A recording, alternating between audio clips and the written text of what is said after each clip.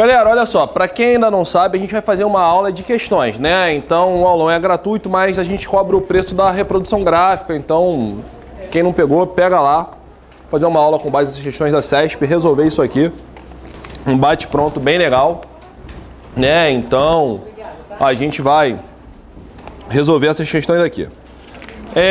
Primeiro agradecer a presença de vocês todos aqui, né? Muito bom terem vocês aqui no Múltiplos, esse curso que eu gosto muito, né? Vocês sabem que eu aqui, o Múltiplos, a gente tem uma relação muito especial, uma relação de trabalho mesmo, mas ao mesmo tempo também uma relação fraternal, porque o Alex, né? O Alex Ruas, que é o diretor aqui desse curso, é meu amigo pessoal, é alguém que investe em mim e eu só tenho a agradecer a ele. Então, assim, a gente vai começar esse aulão de exercício bem resolvendo essas questões e dando uma revisão geral. Como é que vai ser? Vai ser no estilo revisácio. Então, eu não vou ditar nada. Você copia aquilo que você conseguir. Claro que na nossa turma, né? Na nossa turma geral, eu paro, eu dito, eu falo, mesmo na turma com exercício com teoria. Aqui não, aqui vai ser papum no bate-pronto, né? Essa nossa aula, só para você saber, ela está sendo gravada, depois ela vai para o YouTube, tá? Mas ela só grava a mim, então fique tranquilo, não precisa ajeitar o seu cabelo, você que está sentindo feio hoje, tá? É só daqui pra cá, né? Enfim, então, mas é muito boa, muito legal, bom te ver, cara, como é que você tá? Tranquilo, né? Enfim, tudo bem com você? Tranquilão também? Galera que eu não vejo há um tempo aqui, que foram meus alunos, tudo bem? Né, que é maneiro rever nessas horas aí, né? A galera que tava meio sumida. Enfim, tem uma galera que eu não vejo há muito tempo, né? Essas duas aqui eu não vejo desde de manhã na academia do concurso, né? Então, muito tempo que a gente não se vê. Isso é muito, né? Tem gente aqui que eu não vejo desde ontem, como meu amigo aqui, né? Que eu não vejo desde ontem, né? Enfim, então, a coisa tá boa, porque ontem já tava tendo aula aqui. Mas então, vamos pegar essas questões. Tá todo mundo enxergando aqui a tabela? Tá, né? Botar hoje a gente vai fazer no preto e branco pra fica melhor na filmagem, tá? Então, olha só. Direito previdenciário. Vamos começar aqui com os benefícios, né? Então, vai ser esse aulão aqui de benefícios. Rasgar benefício, que é o que mais cai na sua prova. Algumas instruções para você. A prova é que dia, hein? Só para lembrar. Sabe por que eu tô perguntando isso? Pode parecer loucura. Eu já tive aluno meu em sala de aula que o cara foi deixando para se inscrever, e perdeu o prazo de inscrição. Quando vence o prazo de inscrição? 22 de fevereiro. Então você não precisa ir hoje. O site ontem estava congestionado, muita gente não conseguiu se inscrever. Não precisa ficar nesse desespero, porque o número 01 não te garante nada, tá? Você é o primeiro inscrito, não vai te dar a primeira colocação. Mas você não pode deixar para muito tempo também não. Porque se deixar a coisa rolar muito tempo, aí piora, né? Você não vai conseguir se inscrever. E a prova 15 de maio. Você pensa assim, isso é muito tempo, isso dá para eu estudar muito. Mentira, mentira, porque 4 meses e meio voa, né? Então, esses 4 meses e meio, o que eu te aconselho? Te aconselho com a experiência de quem prestou 16 provas e passou em 6, ou seja, apanhei de 10. Focar em exercício. Agora é o momento de procurar turmas de exercício com teoria, não basta você ficar só na teoria. Se ficar só na teoria, não vai passar. Está na hora de fazer exercícios no estilo CESP-UNB, que são exercícios nos quais você vai se preparar para as pegadinhas da banca. Então, questão múltipla escolha? Não, questão certo ou errado, porque é o estilo da tua prova, tá? Então, fazer muitas questões, reforçar essas questões são fundamentais para que você possa fluir melhor ao longo da preparação. Então, se eu pudesse te dar alguma dica, seria essa. E saída, Rodrigo, eu adoro o carnaval, amigo, uma vez na semana, né? O ideal é que você estude sábado o dia inteiro, saia sábado à noite, acorde domingo assim, ainda meio de ressaca, toma logo um Gatorade, bebe bastante água, para retomar já o exercício, tá? É só para esparecer um pouco, que agora tem que ser direto, não tem como, beleza? Então vamos lá, galera. Vamos lá, vamos começar aqui, ó. Tem que falar aqui pro YouTube, né, galera? Para quem ainda não me conhece, professor Rodrigo Leles, Direito Previdenciário, direto do curso Múltiplos, no Rio de Janeiro. Bem, questão de número 1. Julgue os itens seguintes relativos aos benefícios do regime geral de previdência social. considere que um indivíduo, antes de aderir ao regime geral de previdência social, estivesse enfermo de uma moléstia incapacitante para o trabalho. Nessa situação, se não tiver havido posterior progressão ou agravamento da enfermidade, tal doença não dará a esse indivíduo o direito de obter a aposentadoria por invalidez. Vamos lembrar a aposentadoria por invalidez com base aqui na nossa tabelinha, ó, vamos lá. Olha aqui, aposentadoria por invalidez. Ó, aposentadoria por invalidez. Então a gente sempre gosta de trabalhar com essas tabelas, que dá um esqueleto do benefício, e aí a gente vai aprofundando com as anotações. Ele está dizendo aqui que a aposentadoria por invalidez, ele está dizendo da pessoa já entrar enferma. O que é isso? É doença pré-existente. Uma doença pré-existente autoriza o recebimento de aposentadoria por invalidez? Em regra, não. Salvo se houver o quê? Agravamento dessa lesão. Ou seja, se houver uma progressão da lesão ou da doença ou um agravamento, nesse caso é uma exceção permitindo o gozo da aposentadoria por invalidez. Então é uma exceção, permite o gozo da aposentadoria por invalidez. E aí, essa questão então está certa ou está errada? Está correta essa questão, que caiu em 2013.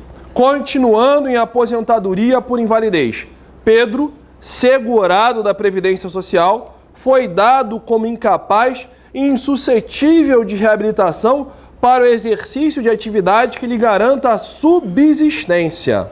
Nessa situação, tendo sido cumprida a carência exigida, Pedro terá direito à aposentadoria por invalidez após o gozo de, no mínimo, 2 anos de auxílio-doença.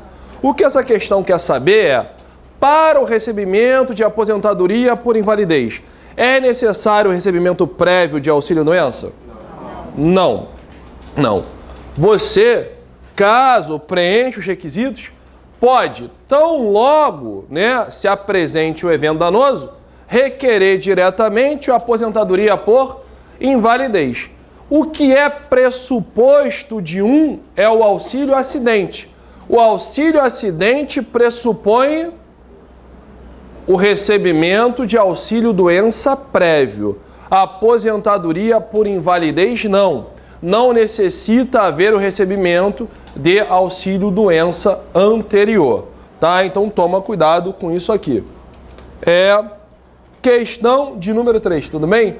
Caso Maria comprove necessitar de assistência permanente de outra pessoa, ela fará jus ao valor da aposentadoria por ela recebida, acrescido de 25%, ainda que ultrapasse o teto do pagamento do benefício do RGPS, acréscimo que cessará com a sua morte, visto que não é incorporável o valor da pensão a ser paga por seus dependentes. E aí? Correto. A aposentadoria por invalidez, qual é a renda mensal desse benefício? 100% do salário de benefício. Entretanto, esse valor, ele pode ser acrescido em 25% se houver o quê? Se houver a necessidade de auxílio permanente de terceiro, tá? Então, por exemplo, quem está vivendo essa situação hoje é a Laís Souza, aquela nossa ginasta, né? Que infelizmente se acidentou lá praticando snowboard. Então, ela precisa de auxílio permanente terceiro porque só mexe do pescoço para cima. Nesse caso, ela recebe esses 25%. Perguntas relativas a isso. Esses 25% podem superar o teto previdenciário? Podem superar o teto previdenciário. Tá? Então, os 25% podem superar, sim, o teto previdenciário. Tá? Esse acréscimo pode ultrapassar o teto. Para ver se você está afiado. Qual é o outro benefício que também pode ultrapassar o teto previdenciário? O salário maternidade. Mas de quais seguradas especificamente? Da doméstica? Não. Só da empregada e da trabalhadora avulsa. O empregado doméstico, embora tenha vários direitos elastecidos, recentemente, ele não pode ultrapassar o teto. Somente empregado e trabalhador avulso conforme jurisprudência do STF. Mas o STF diz que, embora possa ultrapassar o teto, existe um limite. Que limite é esse? É o subsídio mensal pago aos ministros do STF. Então, cuidado com isso, para você não errar essa questão. Ainda em torno de aposentadoria por invalidez, para a gente aproveitar e fazer um remake aqui rápido disso, o cabimento é incapacidade insuscetível de reabilitação. Mas, embora seja insuscetível de reabilitação, ele é obrigado a submeter a tratamentos indicados pelo INSS. Quais são os 2 tratamentos que ele está dispensado? Transfusão de sangue e intervenção cirúrgica. Então, transfusão de sangue e intervenção cirúrgica não pode ser obrigado a fazê-lo. Os demais, se não seguir o tratamento, terá aposentadoria por invalidez cassada. Tá? Então, primeira coisa é isso. Outra coisa, ele pode retornar ao mercado de trabalho? Pode, desde que ele abra mão da sua aposentadoria por invalidez. Agora, ele pode trabalhar de forma concomitante ao recebimento desse benefício? Não. Se ele assim o fizer, terá a aposentadoria por invalidez cassada. Ela é cessada. Gente, é preciso que ele volte a trabalhar ou basta que ele melhore, que ele se torne capaz, que ele recupere a capacidade? Basta que a lesão desapareça ou ele precisa assumir uma atividade laboral? Basta que a lesão desapareça. O cara não consegue arrumar emprego de nada, mas melhorou, a aposentadoria por invalidez é cessada. Cuidado com isso. Outra coisa, todos os segurados são beneficiários. Carência. Quais são as exceções à carência? De 12 contribuições mensais. Acidente de qualquer natureza. Moléstia profissional. A lei usa aquele termo bonito, né? Moléstia profissional ou doença grave, que está lá no anexo, no rol do INSS. São aquelas doenças que eu espero que não peguem a ninguém aqui, né? Livrai-nos do mal, amém, né? Enfim, beleza? Então essas 3 situações permitem o gozo de aposentadoria por invalidez, dispensado o cumprimento de carência, né? Então fala comigo de novo, vou falar todo mundo em coro. Quem vai puxar o coro? Ninguém, né? Você, Robson, puxa o coro com esse vozeirão aí. Qual é o primeiro caso? Qual é a primeira exceção? Acidente de qualquer natureza. O que mais? Moléstia profissional e doença grave. Não pode errar isso, entendeu? Beleza? Tranquilo. Já vimos aqui a renda e a regra da desse benefício segue aquela regra dos 30 dias. Ok? Ficou alguma dúvida em aposentadoria por invalidez? Podemos prosseguir? E aí, tudo bem? Podemos prosseguir para as outras questões? Sim ou não? Sim. Então vamos a elas, né? Vamos para a questão de número 4. O tempo de contribuição para o RGPS na qualidade de trabalhador rural pode ser aproveitado para obtenção no serviço público pelo regime próprio da Previdência Social. Nessa hipótese, os regimes de Previdência Social se compensarão financeiramente segundo critérios estabelecidos em lei. E aí? Isso tem um nome. Qual é o nome disso? Contagem recíproca de tempo de contribuição. É quando você está transportando o tempo de um regime no outro. Porque nós temos 2 regimes. O primeiro é o regime geral. Esse regime engloba todo o trabalhador privado. Regime geral, todo o trabalhador privado é englobado nesse regime. Então, todo trabalhador privado, regime geral. Agora, que engraçado, né? Você, servidor público do INSS, o seu regime é o regime geral? Não, é o regime próprio. Você trabalha com regime geral, mas é filiado ao regime próprio. Engraçado isso, né? Então, o que vai acontecer? Vamos imaginar que você tem 10 anos de contribuição para o regime geral. Passou no INSS, você pode levar esse tempo, averbar esse tempo lá na autarquia? Sim. Sim. E aí esse tempo será computado. O que vai acontecer? Vai haver compensação financeira, tá? Então é possível a contagem recíproca de tempo de contribuição, desde que não haja o quê? Desde que não seja concomitante a contagem, que não seja levado nenhuma regra especial, como por exemplo contagem em dobro, porque isso é vedado. Agora, pegando esse gancho e entrando em filiação, é possível a filiação dúplice? Ao mesmo tempo, uma determinada pessoa pode ser filiada ao regime geral e ao regime próprio? Sim, é possível. É o meu caso. Eu não sou servidor público. Estava lá agora na PGE, trabalhando arduamente para o cidadão fluminense. Por que você está rindo? Vocês estão rindo, né? Cara, a PGE arranca meu couro. É um trabalho muito difícil, né? Infelizmente, é algo que eu preciso de muita energia. Eu chego aqui até esgotado para dar aula para você. Peço desculpa, né? Mas estou aqui no sacrifício, porque eu trabalhei muito, né? Em condições insalubres ainda, né? Insalubres, tá? Então, o que acontece? Eu tenho a filiação no regime geral, que é aqui da atividade o quê? Como professor, né? Aqui no Múltiplos eu sou servidor? Não. Eu sou um contribuinte individual. Não é verdade? E lá na PGE, que eu tenho a filiação como o quê? Como servidor. Então eu tenho regime geral e regime próprio. Eu tenho regime geral e regime próprio. Ok? Tudo bem, galera? Tranquilo isso aqui? Então tá. Por favor, não erre isso. E a inscrição, hein? A 4 tá correta. E a inscrição, hein? Qual a diferença de filiação e inscrição?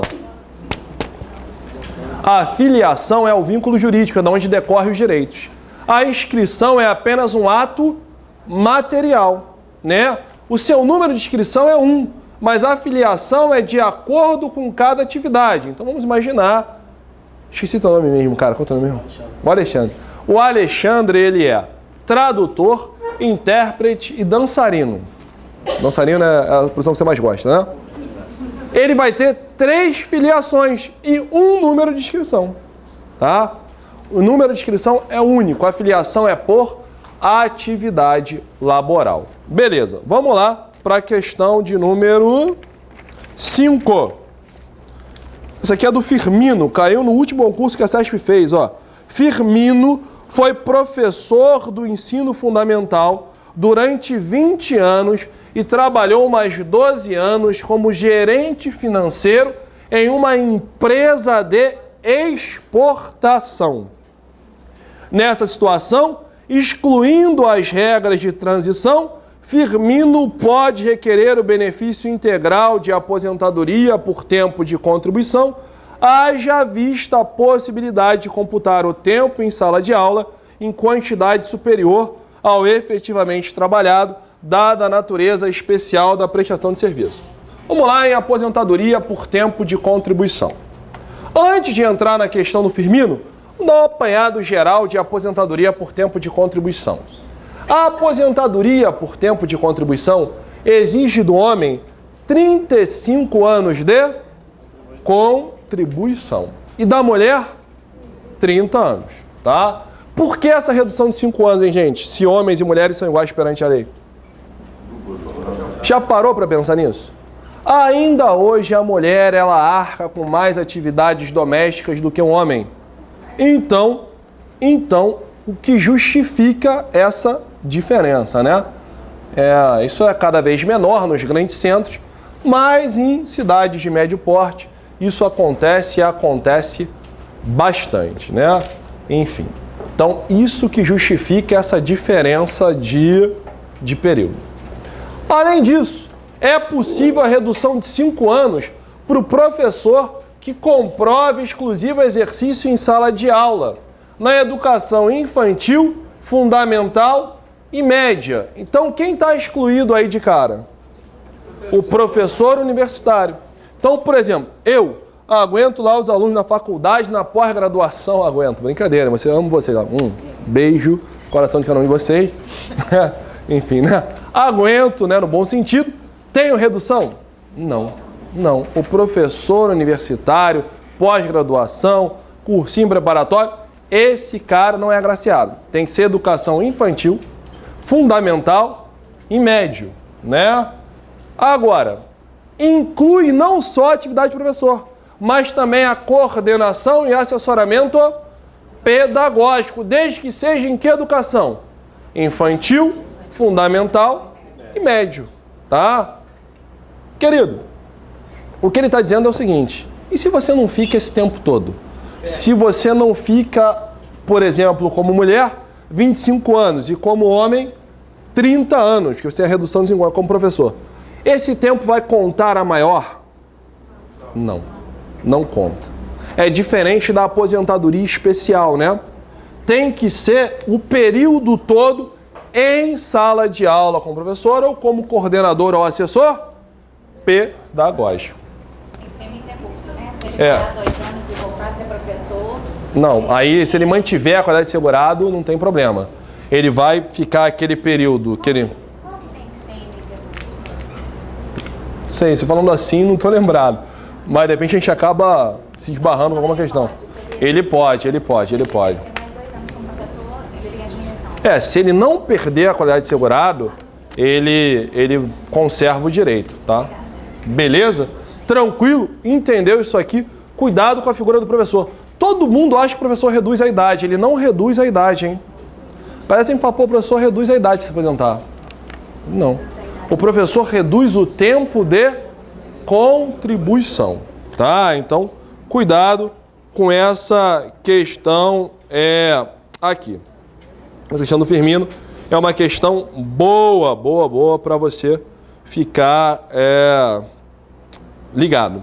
Vamos continuar com a aposentadoria por tempo de contribuição. Só uma questão, eu acho que a questão do ininterrupto não é para você aposentar no último cargo. E aí ter ficado tanto tempo... Se eu for... Não. Essa questão de último cargo é para servidor, né? Que você tem 10 anos no cargo, 10 anos no serviço público e 5 anos no cargo, tá? Não tem a ver com essa situação aqui, não. Professor, Fala. eu estava lendo sobre essa parte que você falou agora, aí tem uma parte que fala sobre uma emenda, que o tempo era 25 anos, essa emenda ainda está valendo? Não, isso aí é para quem se filiou antes da mudança, de 98, tá? Vamos lá, beneficiários. Mas aí no caso aqui o quê? Certo ou errado? Essa questão, ela está errada, porque ele não pode contar a maior, tá? Galera, vamos ver os beneficiários dessa aposentadoria. Todos os segurados podem se aposentar por tempo de contribuição. Agora, todos mesmo? Não, o segurado especial não pode. Mas o segurado especial, ele tem a exceção da exceção. Qual é? Exatamente. Se o segurado especial optar por contribuir como contribuinte individual, ele perde a qualidade de segurado especial? Não. Mas por fazer essa opção tributária, ele vai contribuir como contribuinte individual, ele passa a ter direito a quê? A aposentadoria por tempo de contribuição. Só se ele fizer essa opção.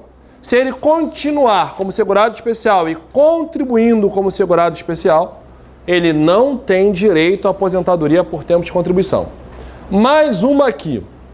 O contribuinte e o segurado facultativo, ele pode optar pelo plano simplificado de previdência social, onde ele vai recolher 11% sobre o salário mínimo, mas perde o direito aqui à aposentadoria por tempo de contribuição. Lembrando que a dona de casa e a MEI, e o MEI, eles, ao invés de 11, recolhem 5%. Quem é o MEI, hein?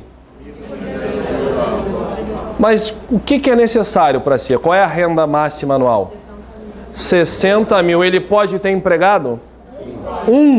Pagando um salário mínimo, tá? Beleza? Então, hoje o salário mínimo está esse valor, né? Um valor que dá para viver com dignidade, R$ 880 ao mês, né? Dá para viver com dignidade, tá? Não, é verdade, eu acho que todos aqueles direitos, né, humanos fundamentais que a Constituição traz, dá para custear com um salário mínimo, né? Beleza? Ainda mais no Rio de Janeiro. É difícil, né? Mas aqui você ostenta. Você ostenta, aí é complicado. Galera, qual é a carência? A carência São 180 contribuições mensais. Renda mensal do benefício, 100% salário de benefício e a DIB, a regra 2, 90 dias. Beleza? Cuidado para você não dar mole com isso. Vamos lá, voltando, questão de número 6. Tomé já havia contribuído para a Previdência Social durante 28 anos, quando foi acometido de uma doença profissional que determinou sua aposentadoria por invalidez após ter recebido o auxílio-doença por 4 anos. Nessa situação, depois... Quer entrar? Pode entrar, cara. Não tá aí. Calma aí. Pode vir. Nessa situação, depois de receber por 3 anos a aposentadoria por invalidez, Tomé poderá requerer a conversão do benefício em aposentadoria por tempo de contribuição? Sim. Sim ou não? Sim. Essa questão é boa, né? Olha só. Ele contribuiu 28 anos, ficou 4 anos recebendo auxílio-doença e está perguntando se ele pode, após receber auxílio-doença por 4 anos, se ele pode receber por 3 anos a aposentadoria por invalidez, se ele pode requerer a conversão em aposentadoria por tempo de contribuição. Por quê? Ele continua contando como tempo. Lembra que quem está em gozo de benefício, né? Ele não perde a qualidade de segurado, tá? Ele não perde a qualidade de segurado. E,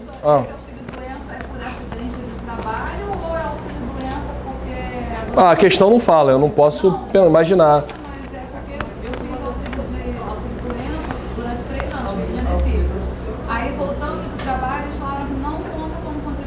Não, se você depende, se você saiu do trabalho, a diferença do auxílio-doença acidentário para o trabalho é a estabilidade. A gente vai ver isso daqui a pouco numa questão. Segura o auxílio-doença que a gente vai ver daqui a pouco. Então essa questão aqui é uma questão boa, é possível sim, porque ele não perde a qualidade de segurado.